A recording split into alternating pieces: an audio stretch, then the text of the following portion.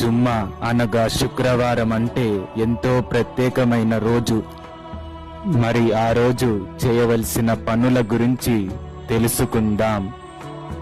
మన యొక్క గోర్లను కత్తిరించవచ్చు, గుసుల్ స్నానం చేయాలి, వీలైతే మిస్వాక్తో పళ్ళను శుభ్రం చేసుకోవాలి, అంగీకరించబడిన సుగంధ ద్రవ్యాలను వాడవచ్చు, పవిత్రమైన దివ్య ఖురాన్ను పఠించాలి.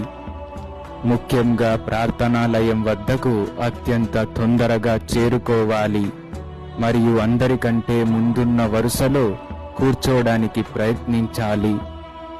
మసీదులో ఇమాం సాహెబ్ గారు చెప్పే మాటలను శ్రద్ధగా వినాలి. మహాప్రవక్త ముహమ్మద్ సల్లల్లాహు అలైహి వసల్లం గారిపై శాంతి మరియు కరుణ ఉండాలని దైవానికి దువా చేయాలి. తదుపరి మన గురించి, మన కుటుంబం గురించి, ఇతర విశ్వాసుల గురించి ప్రార్థన చేయాలి.